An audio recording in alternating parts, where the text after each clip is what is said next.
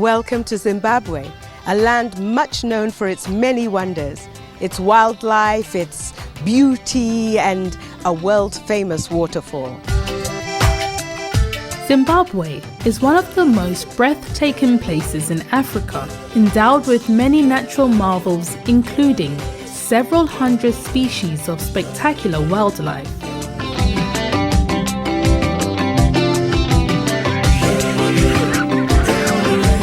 In Zimbabwe, there is a famous waterfall called Victoria Falls. Victoria Falls is one of the 7 natural wonders of the world. It is the largest waterfall in the world. The combined height and width of the falls together create the world's largest single sheet of flowing water. The original and local name of the waterfall is Mosi Awutonya, which means the smoke that thunders. This is because of the thundering sound of the falls and the resulting mist, which can be seen several miles away. The famous Scottish missionary David Livingstone was the first European to see the falls in 1855. He named the waterfalls after Queen Victoria of England.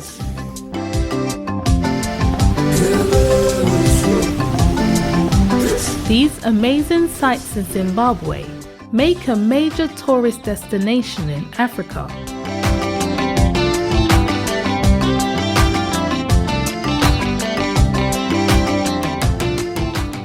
An interesting aspect of Zimbabwe is its peculiar history, including its colonization, its iconic long ruling leader, its economic difficulties.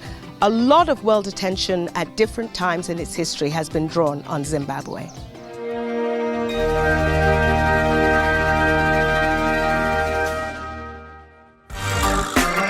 Before independence, Zimbabwe was a British colony called Southern Rhodesia. Hundreds of thousands of white Europeans lived in this British colony. In 1965, the Rhodesian colonial leaders declared independence from Great Britain and formed a country called Rhodesia. The land, natural resources and wealth of Rhodesia was owned and controlled by a powerful white population which made up less than 8% of the population.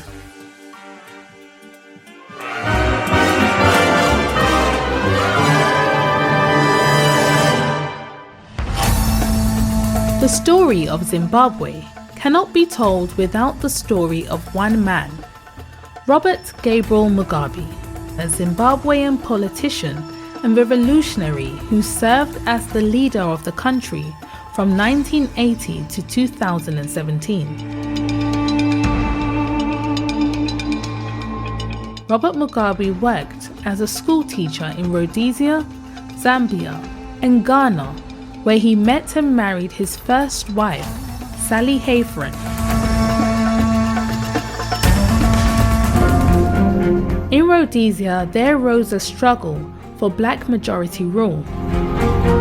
Everybody must be accorded his full political rights, whether he be white or black, educated or uneducated, rich or poor. And this is exactly why we are at the moment struggling to earn for our people one man, one vote. The white minority government, led by Prime Minister Ian Smith, strongly refused to yield. Pushing people forward simply because of their color, irrespective of merit, would be most unfortunate and would of course lead to disaster. It would mean that Rhodesia would then develop into a kind of banana republic where the country would in no time be bankrupt. Mugabe spent 10 years in prison for his part in the struggle. He later fled the country and became leader of the ZANU, a revolutionary movement fighting against white minority rule in his country. This struggle plunged the country into 15 years of war and bloodshed.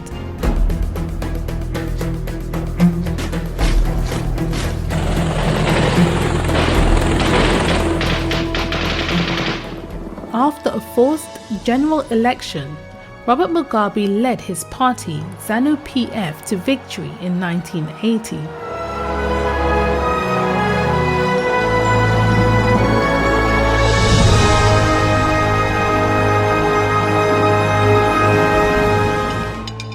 The rise of black majority rule in Zimbabwe triggered the mass exodus of white people from the country. Today, it is hard to spot any white people on the streets of Zimbabwe. Robert Mugabe would subsequently remain in power for 37 years. Aged 93, Robert Mugabe was the oldest and one of the longest-serving presidents in the world.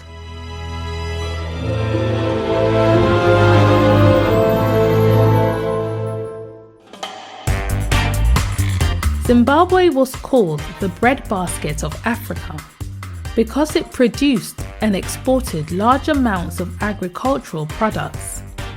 The countryside was also littered with expansive farms. These farms fed several factories scattered across the country.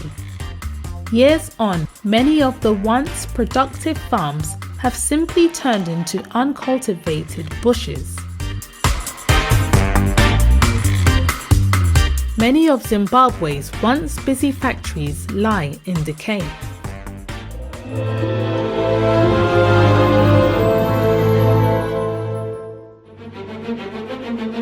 An interesting aspect of Zimbabwe was its currency and economy. Zimbabwe introduced a new currency in 1980 called Zimbabwe dollar. It replaced the Rhodesian dollar and was valued 1-to-1 with the US dollar. Zimbabwe faced years of economic decline and hyperinflation. The Zimbabwe dollar saw a fantastic devaluation until it held the record of being the most devalued currency in recent history.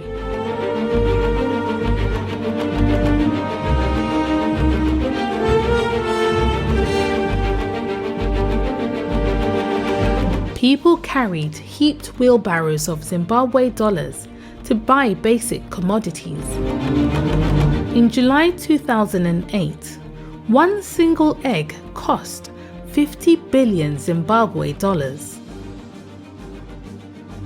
In 2009, the Zimbabwe dollar became valueless and was abandoned. Other countries' currencies, like the US dollar, became accepted for local transactions.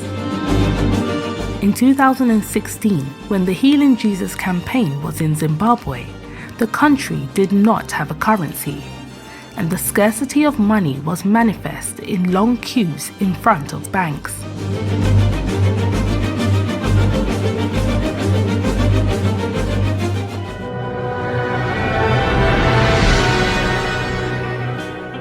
Evangelist Dag Heward-Mills visited Zimbabwe to hold Healing Jesus campaigns in 14 different cities. The anticipation was amazing. Across the country, they waited for the evangelist, and people were not disappointed.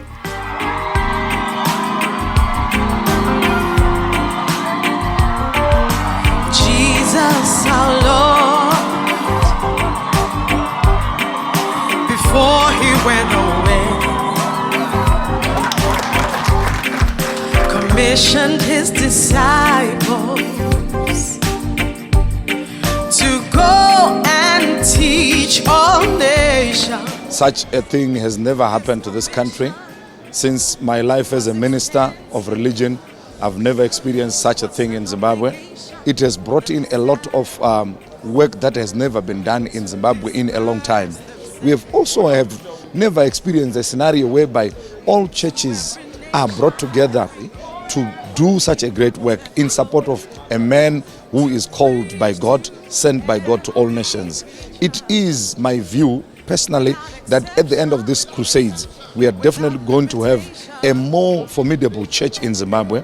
Secondly, we are going to have a united people who will be working together for the kingdom of God. Notwithstanding Zimbabwe's natural beauty, the Victoria Falls, the animals, all the nature, the most inspiring part of Healing Jesus campaign was for the evangelist Bishop Dag Heward-Mills, all the thousands of souls that were saved. In every city, the evangelist and Healing Jesus campaign drew the largest crowds for any campaign. Please send me into this dark world. Please use me somehow, oh Lord, as a candle in the dark. Lord, I wanna be a candle in the dark. Many attempts at the Great Commission have been made by many Christians since the days of the first apostles. But I regret to report that the work of God has not been taken up seriously, nor has it been prosecuted with the zeal and perseverance of the early Christian church. You don't know when, I was not kidding. but one day You you will either go down or go up. And that is why I came here to warn you and to tell you, turn around. Turn around. Stop fooling with God. God is not a fool. You cannot mock God. A light to the world, be a witness for my Lord. Please send me into this dark world. Please use me somehow, oh Lord, as a candle in the dark. Lord, I wanna be a candle in the dark. Many people say, What do they say? the commission is completed Is the commission completed? by the ministry of the apostles. They say we have many souls in our own countries. If God intends the salvation of the world, He will somehow bring the gospel to them, Somehow it means what? How will it or bring them to the gospel. Today, most Christians sit at ease, have no concern for lost sinners. They don't want to be candles in the dark.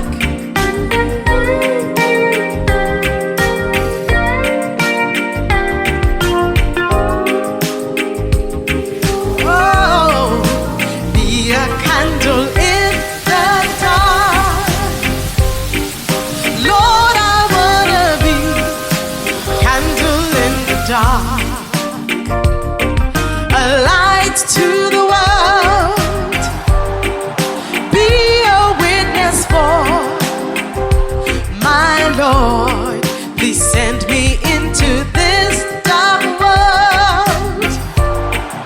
Please use me somehow, oh Lord. In Harare, Zimbabwe's capital city, Healing Jesus held the largest pastors' conference ever in the country. It was hosted by famous American missionary Tom Duchel. Tom Duchel came to Zimbabwe when it was still Rhodesia and today has one of the largest churches in the country.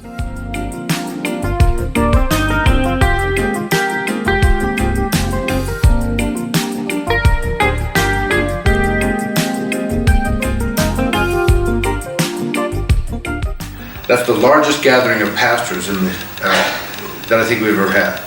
Usually when you ask pastors in this city to come together, there are very, very few that will come. And for the most part, they do it begrudgingly. Here, I saw something that I haven't seen since I've been in the country. And Dag was so almost prophetic in the way that he was addressing the issues that are real in our country. More than they love themselves, and more than they love their own lives. They could become candles in the dark. They could become saviors of this world. Whoa, candles in the dark.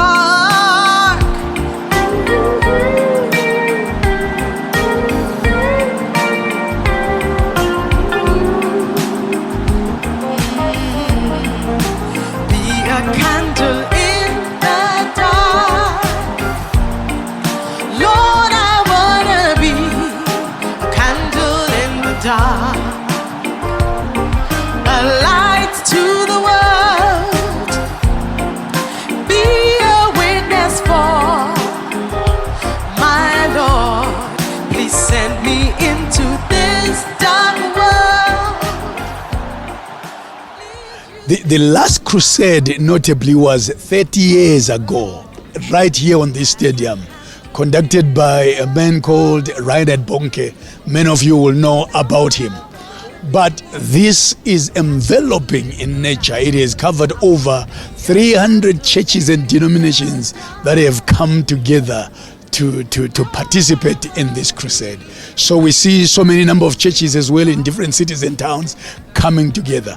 But of note is the number of crowds, the crowds that have come here. This is second to none, and the power of God being demonstrated is unbelievable. I, as the board member, has never seen anything like this in our nation before, and therefore this breaks all records in terms of crusades in Zimbabwe. As a candle in the dark, Lord, I want to be a candle in the dark. Mutare was the final city Evangelist Dag Heward-Mills visited. Lord, I want to be a candle in the dark, a light to the world, be a witness for my Lord. Please send me into this dark world. Please use me somehow. Oh Lord. Many miracles tonight. This lady had a car accident. She was hit by a car in October, just last month. And this is how she has been walking. She suffered injuries in her waist. Wow. And this is how she has been walking. Walk, show up. From waist pain and injuries, this is how she has been walking. Tonight, when you prayed, she put her hand on her waist. The power of God touched her.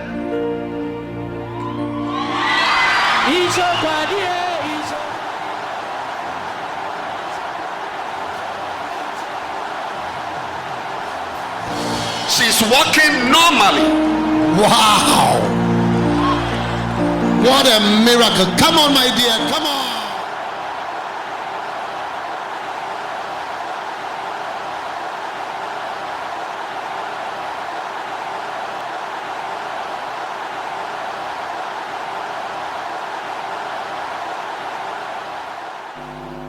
I want to thank the Lord. I want to thank the Lord because He has saved me. What a blessing. What a blessing. I want you to give Jesus a mighty shout.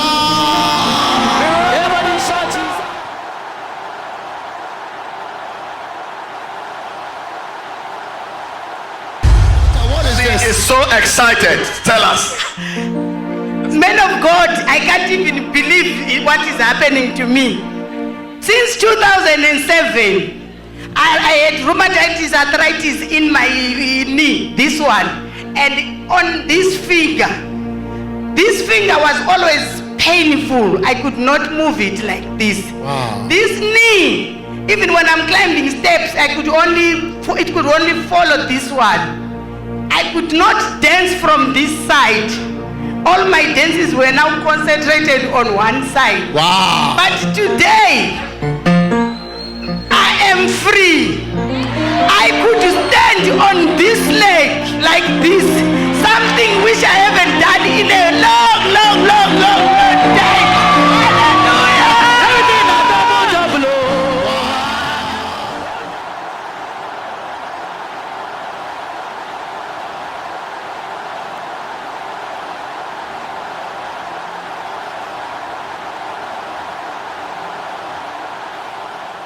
Evangelist healing of the eyes tonight. Yes.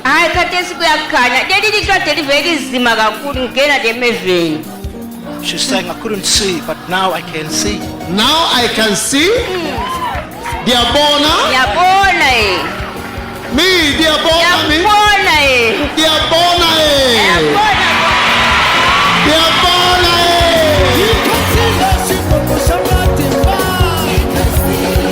What do I look like?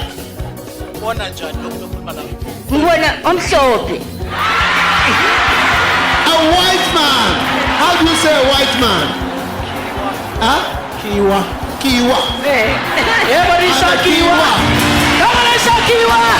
Come on and shout Kiwa. Give the Lord a shout.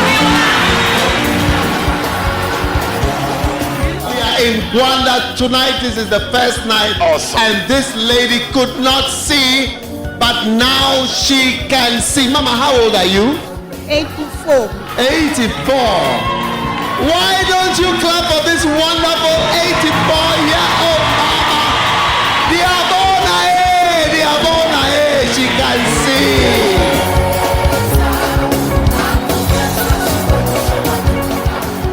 She has not been able to even stand like this because of severe pain in the left knee. Wow. She could not jump. She could not bend it. Is it true?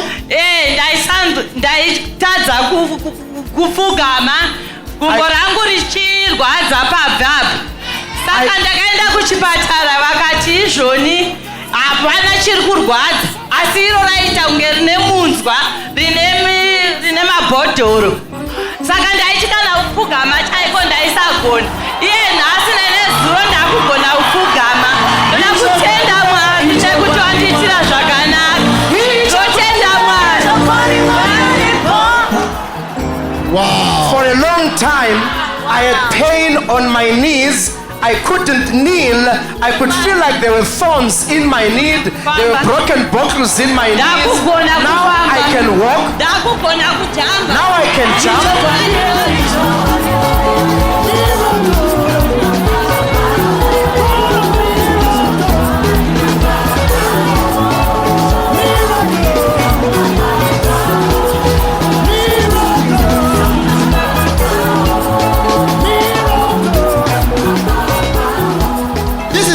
Yes. Evangelist, I see narrowing of the joint space as well as very prominent intercondylar eminences.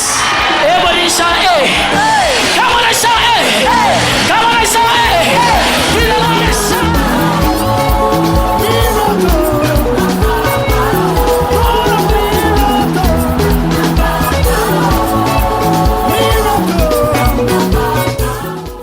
She's not been able to walk well for years because of knee osteoarthritis.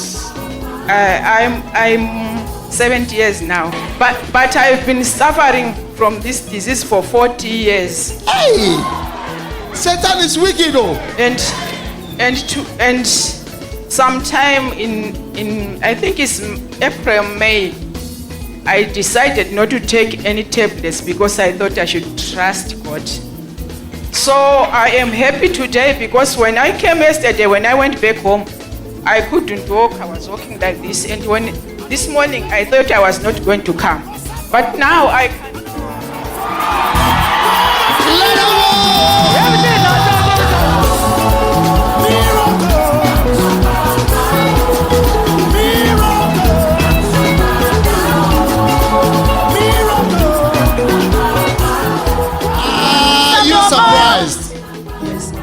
You are surprised? Not really surprised because I was hoping and wishing for this. I was praying for this. But you are surprised because I can walk. You're surprised you can walk? Yes, I can walk nicely. Now I can raise up my legs.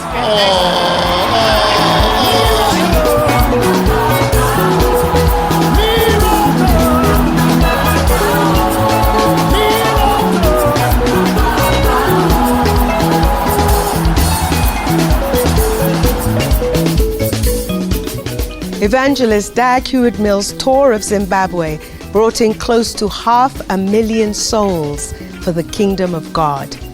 The evangelist will continue to forge through forgotten cities and towns because there are many more souls to bring to Jesus. And as the evangelist says, a soul is a soul and precious to God. Jesus our Lord, before he went away, commissioned his disciples to go and teach all nations. This commission was extensive. It was an obligation for the disciples to disperse themselves to every nation, every corner of the inhabited globe, to preach to every creature without exception, without limitation.